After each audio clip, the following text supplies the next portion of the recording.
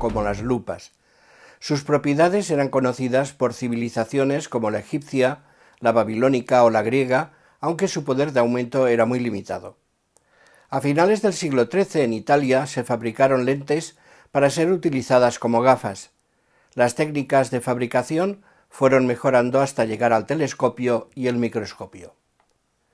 Entre las personas implicadas en este desarrollo podemos mencionar a Zacharias Janssen, a quien se atribuye la fabricación del primer microscopio compuesto en 1590. Otros hablan de Hans Lippershey como el verdadero inventor.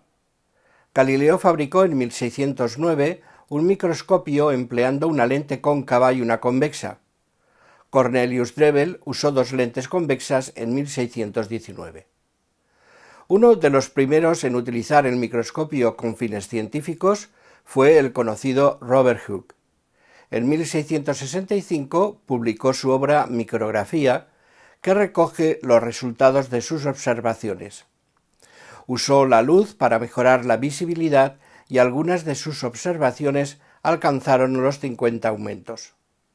Como sabemos, también fue el primero en describir la célula o celdilla en el corcho, sin que en estos momentos se comprendiera su significado. Su obra parece que llegó a poner de moda entre mucha gente el nuevo juguete.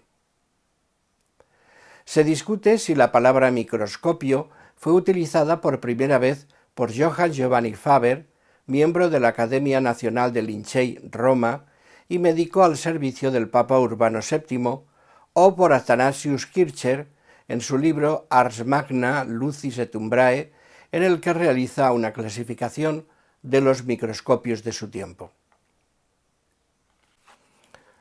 Uno de los que más contribuyó al desarrollo del microscopio y a su uso fue Antoine van Leeuwenhoek. Nació en Delft, en los Países Bajos, el 24 de agosto de 1632. El mismo año y en la misma ciudad también nació el conocido pintor Jean Vermeer, quien también mostró gran interés por la óptica y la iluminación. Solo en el siglo XX se comprendieron parte de las descripciones de Leeuwenhoek y todavía hoy se sigue trabajando en ellas. Este año se cumple el 300º aniversario de su fallecimiento y se espera tener lista una obra que contenga toda su producción. Leeuwenhoek era comerciante de tejidos y su interés en las lentes estaba en valorar adecuadamente la calidad de las telas. Residió casi toda su vida en su ciudad natal, donde montó su propio comercio de telas. En 1669 se convirtió en agrimensor y a partir de 1679 desempeñó el puesto de inspector y controlador de vinos. Habiendo logrado una buena posición social, con ingresos suficientes, parece que abandonó el comercio de tejidos y pudo dedicarse enteramente a la microscopía. Algunos señalan que conoció la micrografía de Hooke, que le debió animar a la tarea. Logró fabricar lentes de gran aumento a la vez que evitaba las aberraciones de luz. Su microscopio solo tenía una lente. En su época, los microscopios solían ser compuestos, aunque con aberraciones cromáticas y esféricas. Llegó a pulir lentes con un diámetro inferior al milímetro. Como trabajaba con distancias focales pequeñas, conseguía muchos aumentos. Se dice que llegó a construir a lo largo de su vida centenares de microscopios. Todavía hoy no se sabe muy bien qué técnica utilizó para lograr unas lentes tan perfectas. Asomado a un mundo nuevo y fascinante, Leeuwenhoek pasaba horas observando a través de su instrumento. Una base sólida en la que se mantenía la lente esférica única. Tornillos de ajuste que estaban montados y pegados en su lugar para ajustar el pasador de sujeción de la muestra y a veces una abertura colocada delante de la muestra para controlar la iluminación. Se observaba mirando al sol o a una fuente lumínica.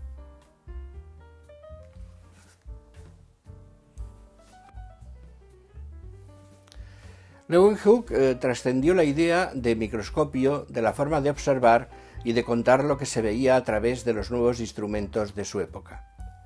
Comunicó sus hallazgos en forma de cartas a la Royal Society y también a la Academia de París. En ocasiones, algunos de sus miembros le pedían aclaraciones o más información que éste proporcionaba. Después, él y otros autores publicaron algunas de sus cartas, total o parcialmente acompañadas o no de notas, de explicaciones y aclaraciones.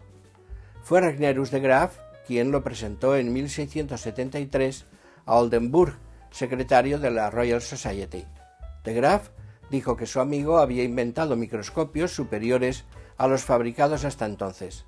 Lamentablemente, este murió en 1673.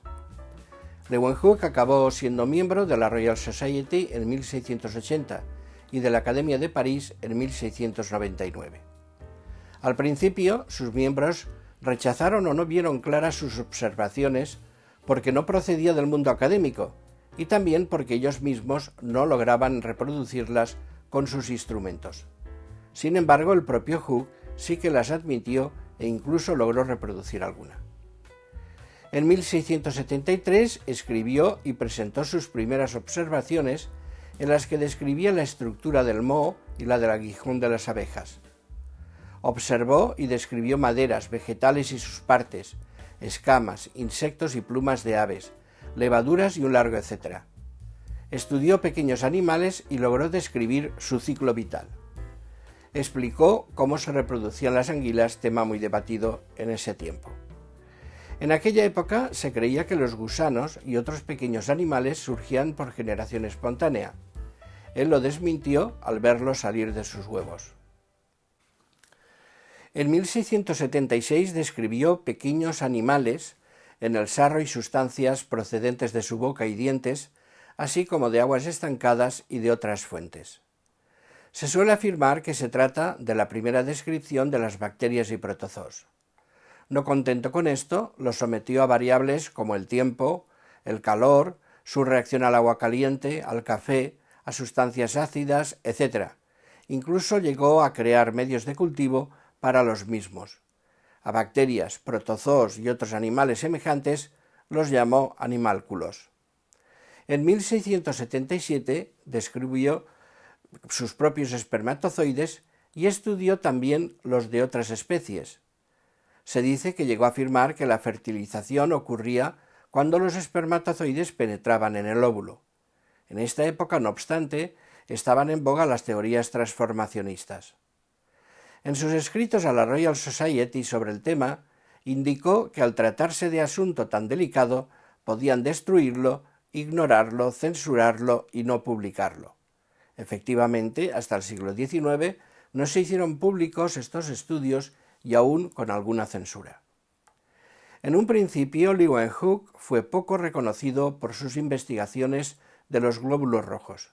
Sin embargo, entre 1673 y 1712 incluyó más de 35 descripciones de glóbulos sanguíneos y hemocitos en insectos y crustáceos.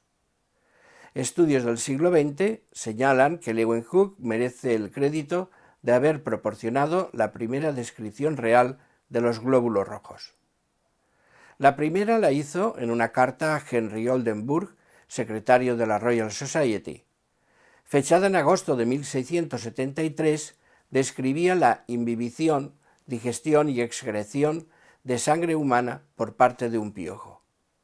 En otros escritos profundizó más considerando los hematíes como fuente de nutrición. Observó su sangre y llegó a contestar unas cuestiones que le formuló el conocido Robert Boyle. Leeuwenhoek escribió a Oldenburg el 6 de julio de 1674 con más información. Envió algunos tubos de vidrio para que, decía, caballeros curiosos puedan compartir mis observaciones sobre la sangre. Leeuwenhoek recurrió a metáforas sorprendentes para explicar lo que vio. En su carta del 22 de enero de 1675 a Oldenburg, describió los glóbulos en la sangre, cito, con tanta nitidez como si viéramos con nuestros ojos, sin la ayuda de lentes, los granos de arena sobre un trozo de tafetán negro, unos amontonados, otros esparciados, y es curioso ver cómo los glóbulos de sangre se juntan cuando yacen dispersos. También se ocupó de estudiar su circulación a través de arteriolas, capilares, vénulas y venas. Algunos también afirman que vio y describió la hemólisis. Ensayó asimismo echar productos a la sangre. Pudo observar el comportamiento de soluciones hipotónicas e hipertónicas. Según los expertos, Leeuwenhoek también fue testigo de las arterias que siempre llevan la sangre a las partes más alejadas de los vasos pequeños y venas cuando llevan la sangre de regreso al corazón. Un aspecto de las observaciones de Leeuwenhoek que las hace tan valiosas para la historia de la ciencia es que son observaciones de procesos dinámicos. Por ejemplo, podía haber alertado a las mentes científicas del siglo XVIII de que medir el color podía ser importante para evaluar las propiedades de la sangre en general y de los glóbulos rojos en particular. También hay que señalar que contrató a un ilustrador para que dibujara lo que él veía, y de esta forma sus escritos pudieron ir acompañados de imágenes. Describió, pues, bacterias, infusorios, protozoos, espermatozoos, etc. Comenzó a discernir la estructura fina de varias estructuras anatómicas, como la fibra muscular, el cristalino, hematíes, estructura fibrilar de la sustancia blanca medular y encefálica, la pared muscular, la epidermis, etc. Todavía hoy siguen estudiándose sus aportaciones. Por ejemplo, el análisis del inventario patrimonial de su hija ha arrojado nuevos datos, entre ellos pistas de cómo debió construir sus microscopios. Bien, y hasta aquí una breve historia de la biografía de Leeuwenhoek y sus hallazgos. Nosotros nos veremos en el próximo vídeo. Gracias.